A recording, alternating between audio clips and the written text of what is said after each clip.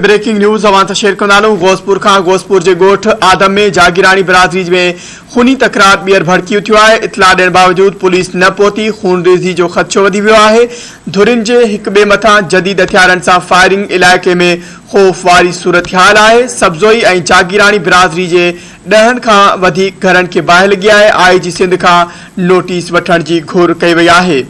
खबर के हवाले से नाज़रीन अवां खे आगाह कंदालूं या ब्रेकिंग न्यूज़ अवां सां शेयर कंदालूं। गोसपुर खां गोसपुर जे ॻोठ आदम में जागीरानी बिरादरी में खूनी तकरार ॿीहर भड़की थियो। इतला ॾियण बावजूद पुलिस न पहुती खून रेज़ी जो ख़दशो आहे। धुरिन जे हिक ॿिए मथां जदीद हथियारनि सां फायरिंग इलाइक़े में ख़ौफ़ वारी सूरत-हाल आहे। सब्ज़ोई ऐं जागीरानी बिरादरी जे 10 खां वधीक घरनि खे बाहि ॾिनी वई आहे। IG सिंध खां नोटिस वठण जी घुर कई वई आहे।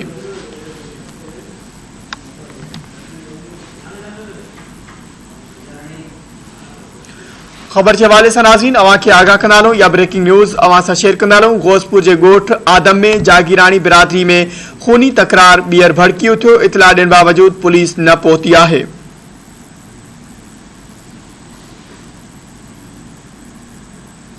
खबर के हवाले से नाज़रीन अवां खे आगाह कंदालूं। गोसपुर जे ॻोठ आदम में जागीरानी बिरादरी में खूनी तकरार ॿीहर भड़की थियो। इतला ॾियण बावजूद पुलिस न पहुती खून रेज़ी जो ख़दशो वधी वियो आहे। धुरिन जे हिक ॿिए मथां जदीद हथियारनि सां फायरिंग इलाइक़े में ख़ौफ़ वारी सूरत-हाल आहे। सब्ज़ोई ऐं जागीरानी बिरादरी जे 10 खां वधीक घरनि खे बाहि ॾिनी वई आहे। IG सिंध खां नोटिस वठण जी घुर कई वई आहे।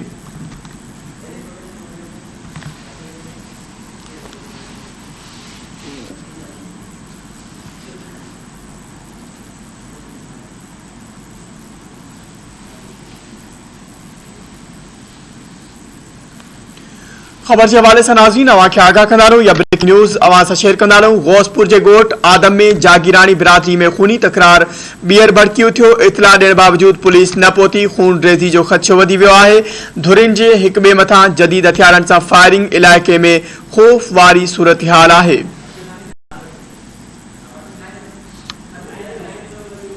इन हवाले से वधिक तफ़सील मालूम कंदासीं। धरती TV गोसपुर जो रिपोर्टर समी बिजारानी असां सां लाइन ते मौजूद है। जी समी, अपडेट कजो, वधिक छा तफ़सील आहिनि?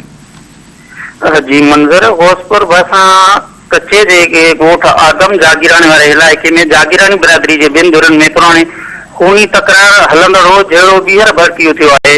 ॿिन्ही धुरनि में हथियारबंदनि जी हिक ॿिए मथां जदीद हथियारनि सां फायरिंग जी ॾे वठ बाद गोलियूं घरनि में किरण सबब सब्ज़ोई ऐं जागीरानी बिरादरी जे 10 खां वधीक घरनि खे बाहि वकोड़ी वई आहे। जॾहिं बाहि जी शिदत तेज़ हवा सबब घरनि में जेको पयल सामान हो घर सभई सड़ी रख थी विया आहिनि। मुतासिरनि में हुसैन सब्ज़ोई, बशीर सब्ज़ोई, यासीन सब्ज़ोई, अब्दुल कादिर जागीरानी, अली मुराद, रियाज़ फ़कीर जागीरानी, कुर्बान जागीरानी ऐं ॿियनि जा घर सड़ी वञण में शामिल आहिनि। मुतासिरनि फ़ोन ते राब्तो करण ते ॿुधायो आहे त घर जो अलाह ताला सड़ी रख थी विया आहे। जॾहिं फायर ब्रिगेड न पहुचण सबब ॻोठाणनि पंहिंजी मदद पाण ताद बाहि विसाइण में मसरूफ़ आहिनि। बाहि सबब लखें रुपयनि जो सामान सड़ी रख थी वियो आहे ऐं केतिरा ई डोर सड़ी विया आहिनि। वाक़े बाद इलाइक़े में ख़ौफ़ पखिड़िजी वियो आहे जॾहिं त पुलिस वाक़े वारनि न पहुती आहे। जी अपडेट करण लाइ अवां जी वॾी महिरबानी। अब्दुल समी बिजारानी नाज़रीन असांखे अपडेट करे हो। गोसपुर खां धुरिन में चिकताण वधी वई आहे।